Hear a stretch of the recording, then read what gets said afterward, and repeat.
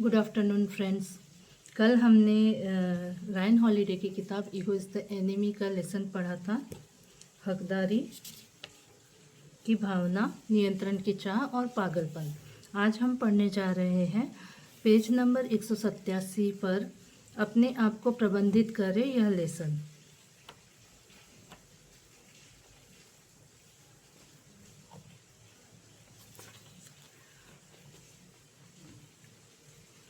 अपने आप को प्रबंधित करें। महान गुणों का होना ही काफ़ी नहीं है, हमें इनका प्रबंधन करना भी आना चाहिए। रा रोशे फोकॉल्ड। 1953 में ड्वाइट डी आइजनहावर अपनी उद्घाटन परेड से लौटे और देर शाम अमेरिका के राष्ट्रपति के रूप में उन्होंने पहली बार व्हाइट हाउस में प्रवेश किया। जैसे ही उन्होंने राष्ट्रपति कार्यालय में प्रवेश किया, उनके मुख्य सहायक ने आइजनहावर को खुफिया और गोपनीय पत्र के रूप में चिन्हित 2 पत्र सौंपे, जो उनके लिए पहले दिन में भेजे गए थे। आइजनहावर ने तेज प्रतिक्रिया देते हुए दृढ़तापूर्वक कहा, मुझे कभी भी एक सीलबंद लिफाफा मत लाओ। यही वे चीजें हैं जिनके लिए मेरे कार्यालय में कर्मचारी नियुक्त किए गए हैं। कितना घमंडपूर्ण व्यवहार है ना? क्या राष्ट्रपति पद का घमंड वास्तव में उनके सिर पर पहले से ही चढ़ गया था? बिल्कुल नहीं। आइजनहावर ने उस महत्वहीन लगने वाली घटना को पहचान लिया था कि राष्ट्रपति का कार्यालय एक अव्यवस्थित और असामान्य रूप से संचालित संगठन जैसा दिखता था। यह आवश्यक नहीं था कि हर चीज को स्वयं राष्ट्रपति द्वारा देखा और संचालित किया जाए।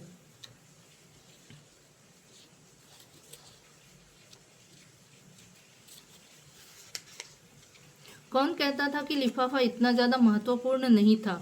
किसी ने इसकी स्क्रीनिंग क्यों नहीं की? राष्ट्रपति के रूप में उनकी पहली प्राथमिकता अपने कार्यालय को सुचारू रूप से, तेजी और सुव्यवस्थित ढंग से कार्य करने वाली एक इकाई में व्यवस्थित करना था, ठीक उसी तरह जैसे उनकी सैन्य इकाइयां संचालित होती थी। इसलिए नहीं कि वह खुद काम करना नहीं चाहते थे, बल्कि इसलिए कि हर कर्मचारी के पास करने के लिए एक काम हो और उस काम को करने के लिए राष्ट्रपति द्वारा प्रदान किया गया अधिकार और भरोसा हो।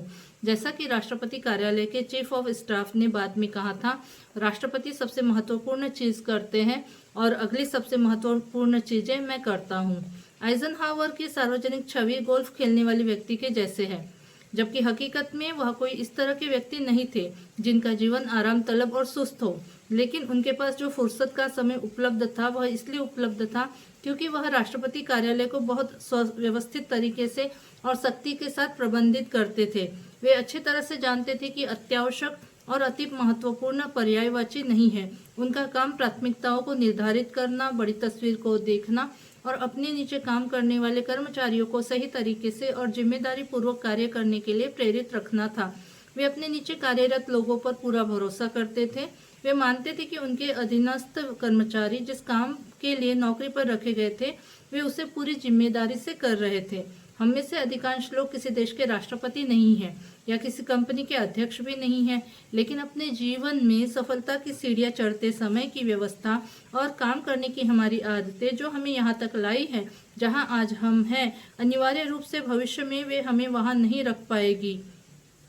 जब हम किसी लक्ष्य के आकांक्षी होते हैं या हमारे पास बहुत कम समय होता है, तो हम कुछ अजीब व्यवहार करने लग सकते हैं, लेकिन कड़ी मेहनत और थोड़े से भाग्य की मदद से हम उस अव्यवस्था की भरपाई कर सकते हैं।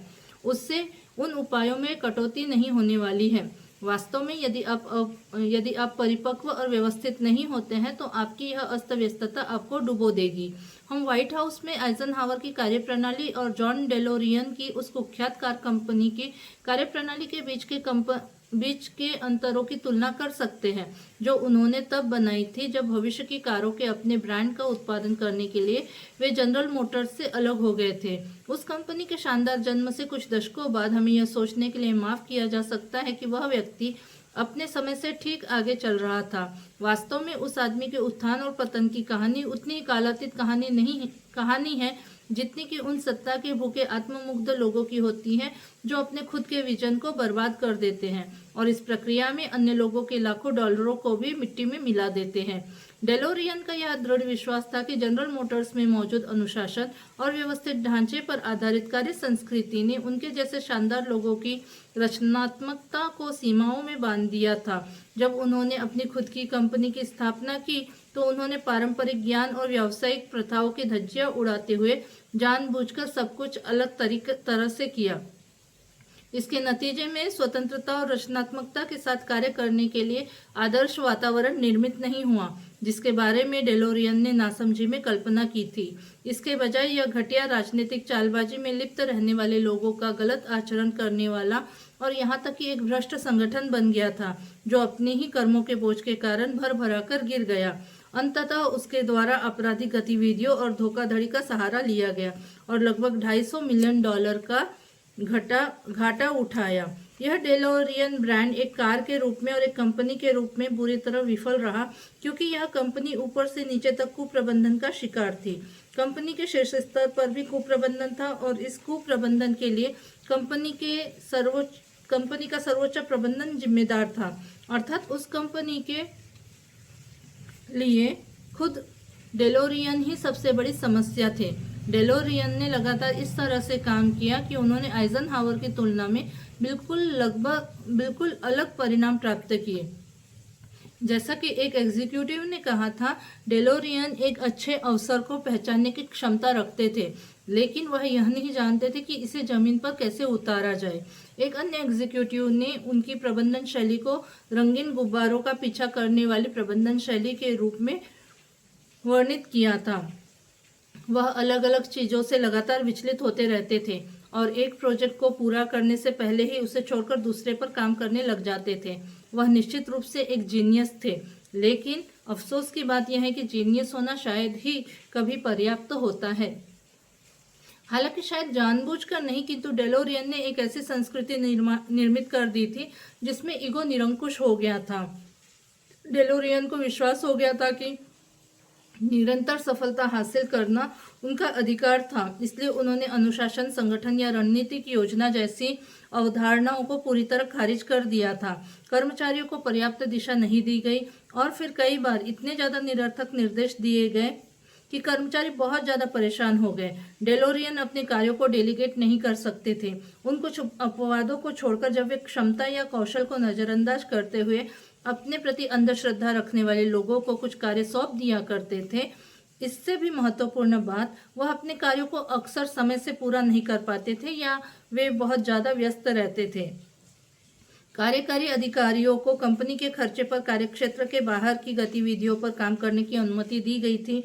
विशेष रूप से उन साइड प्रोजेक्ट्स पर काम करने के लिए प्रोत्साहित किया गया था जो कंपनी की कीमत पर उनके बॉस को लाभान्वित करते थे। सीईओ के रूप में डेलोरियन अक्सर निवेशकों, साथी अधिकारियों और आपूर्तिकर्ताओं के सामने सच्चाई को तोड़ मरोड़ कर प्रस्तुत करते थे और यह आदत पूरी कंपनी में संक्रामक बीमारी की तरह फैल चुकी थी। ऐसा लगता था जैसे बहुत सारे लोगों को किसी भूत प्रेत के द्वारा संचालित किया जा रहा था। डेलोरियन के फैसले हर चीज से प्रेरित होते थे, लेकिन उन चीजों से नहीं जो कार्यकुशलता को बढ़ाने वाली, प्रबंधनीय या जिम्मेदारीपूर्ण हो सकती थी। अपनी पूर्व कंपनी जीएम के सिस्टम में सुधार करके या उसकी कमियों को दुरुस्त करके लागू करने के बजाय ऐसा लगता है जैसे उन्होंने उस व्यवस्था क्रम को पूरी तरह से दरकिनार कर दिया था।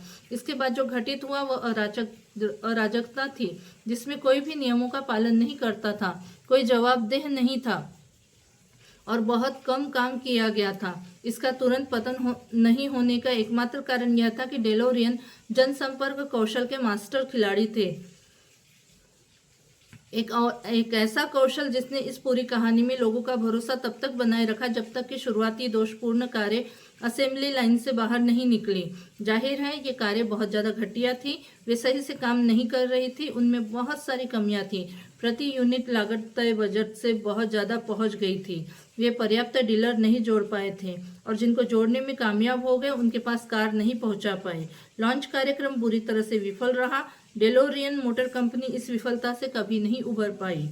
इससे पता चलता है कि महान लीडर बनना बहुत मुश्किल काम है। कौन जानता था डेलोरियन खुद को प्रबंधित नहीं कर सकते थे और इसलिए उन्हें दूसरों को प्रबंधित करने में परेशानी होती थी। और इस प्रकार वह अपने आप को और अपने सपने दोनों को विफल करने में कामयाब रहे। प्रबंधन, क्या यही आपकी सारी रचनात्मकता और नए विचारों का प्रतिफल है? एक आदमी बनने का प्रतिफल? हाँ, अंत में हम सभी को अपने बच्चों की निगरानी और देखभाल करने वाला व्यक्ति बनने का सामना करना पड़ता है, जबकि जब हम छोटे बच्चे थे तब उसी निगरानी और देखभाल के खिलाफ थे। फिर भी अक्सर हम झुंझलाहट में प्रतिक्रिया करते हैं और इस तरह सोचना पसंद करते हैं, अब जब प्रभारी मैं हूँ तो चीज़ें अलग तरह से होने वाली है। आइजनहावर के बारे में विचार कीजिए। वह अमेरिका के राष्ट्रपति थे, संसार के सबसे शक्तिशाली व्यक्ति। वह रिश्वत ले सकते थे और जो मर्जी काम कर सकते थे। अगर वह अव्यवस्थित तरीके से काम करने वाले व्यक्ति होते तो अमेरिका के लोग भी उनसे उसी तरह व्यवहार करते। पहले भी ऐसे बहुत से राष्ट्रपति रह चुके हैं, फिर भी वे अव्यवस्थित तरीके से काम करने वाले व्यक्ति नहीं थे। वे इस बात को अच्छी तरह समझते थे कि क्रमबद्ध व्यवस्था और जिम्मेदारी ही वे चीज़ थी जो देश को चाहिए थी, और वे यह भी जानते थे कि ये चीज़ें उनकी व्यक्तिगत चीज़ों से कहीं अधिक महत्वपूर्ण थी। डेलोरियन के बारे में सबसे बड़ी दुख की बात यह थी कि बहुत सारे दूसरे प्रतिभाशाली लोगों की तरह उनके विचार भी एकदम सटीक रास्ते पर थे। उनके द्वारा डिजाइन की गई कार एक रोमांचक नवाचार थी। उनका वह मॉडल सफल हो सकता था। उनके पास वे सभी साधन और प्रतिभा थी जिनकी सफलता के लिए आवश्यकता होती है। यह उनका अपना ईगो और उनके परिणाम स्वरूप उत्पन्न हुई अव्यवस्था थी जिसने उन अवयवों को एक साथ मिलकर सफलता अर्जित करने से रोक दिया। ठीक वैसे ही जैसे हमारा अपना ईगो और उससे जुड़ी हुई चीजें हम में से कई लोगों की राह में रोड़ा बन जाते हैं। जैसे जैसे आप अपने क्षेत्र में सफल होते जाएंगे वैसे वैसे आपकी जिम्मेदारियां भी बदलने लगेंगी। ये ऐसे दिन होते हैं जब आपको कम से कम कार्रवाई करनी पड़ती है और अधिक से अधिक निर्णय लेने पड़ते हैं। नेतृत्व का स्वभाव ऐसा ही होता है। इस संक्रमण अवधि के दौरान आपको अपनी पहचान का पुनर्मूल्यांकन करने और उसे अपडेट करने की आवश्यकता होती है। इस अवधि में अपने पिछले काम के कुछ अधिक सुखद या संतोषजनक हिस्सों को अलग रखने के लिए एक निश्चित विनम्रता की आवश्यकता होती है। इसका मतलब है कि यह स्वीकार करना है कि अन्य लोग भी उन क्षेत्रों में अधिक योग्य या विशिष्ट हो सकते हैं जिनमें आप खुद को बहुत सक्षम मानते हैं, या कम से कम उन कामों पर उन्होंने आपसे ज़्यादा बेहतर समय बिताया होता है। हाँ, हर छोटे छोटे मामले में लगातार शामिल होना ज़्यादा मज़ेदार हो सकता है और हमें आग बुझाने के लिए बुलाया गया व्यक्ति होना महत्वपूर्ण महसूस करा सकता है। छोटी छोटी चीज़ें अंतहीन रूप से आकर्षक और अक्सर ललचाने वाली होती है, जबकि बड़ी तस्वीर को समझना काफ़ी मुश्किल हो सकता है। यह हमेशा मज़ेदार नहीं होता है, लेकिन यही हमारा काम है। यदि आप बड़ी तस्वीर को नहीं देखते हैं और इसके बारे में विचार नहीं कर सकते हैं क्योंकि आप बॉस की भूमिका निभाने में बहुत व्यस्त हैं, तो कौन विचार करेगा? बेशक कोई भी सही प्रणाली नहीं है। कभी कभी वे सिस्टम बेहतर होते हैं जो विकेंद्रीकृत होते हैं।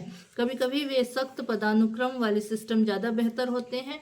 प्रत्येक प्रोजेक्ट और लक्ष्य के लिए एक ऐसे दृष्टिकोण की जरूरत होती है जो उन चीज़ों के लिए पूरी तरह से सही होता है जिन्हें करने की आवश्यकता है। हो सकता है आप जो कर रहे हैं उसके लिए एक रचनात्मक, सुकून भरा वातावरण सबसे ज़्यादा तर्कसंगत और उपयुक्त हो सकता है कि आप अपने व्यवसाय को दूसरे स्थान या शहर से चलाने में सक्षम हो, या हो सकता है कि आपके व्यवसाय में सभी कार्यकर्ताओं के लिए एक दूसरे के आमने सामने बैठकर कार्य करना ज़्यादा बेहतर हो।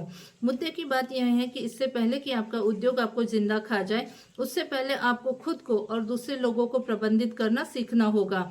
माइक्रो मैनेजर अहंकारी होते हैं जो दूसरों का प्रबंधन नहीं कर सकते हैं और वे जल्द ही अत्यधिक काम के बोझ तले दब जाते हैं। इसी तरह वे करिश्माई दूरदर्शी लीडर होते हैं जो कार्य निष्पादन का समय आने पर उस कार्य में रुचि खो देते हैं।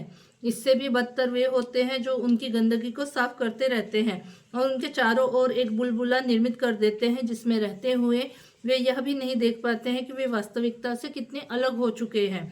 जिम्मेदारी के लिए फिर से समायोजन करने की और उसके बाद स्पष्टता में वृद्धि करने एवं उद्देश्य पर फोकस बढ़ाने की आवश्यकता होती है। सबसे पहले आपको अपने संगठन और अपने खुद के जीवन के शीर्ष स्तरीय लक्ष्यों और प्राथमिकताओं को निर्धारित करना होता है, फिर उन्हें लागू करना और उनकी निगरानी करनी होती है। परिणाम और केवल परिणाम पैदा करने के लिए। कहावत है, मछली के सिर से बदबू आती है। खैर, अब मुखिया आप है, यानी जिस तरह मछली का सिर उसके शरीर का सबसे महत्वपूर्ण अंग होता है, भले उससे बदबू आती हो, उसी तरह एक मुखिया अपने संगठन का सबसे महत्वपूर्ण व्यक्ति होता है, भले ही लोग उसे पसंद करें या नहीं। Thank you.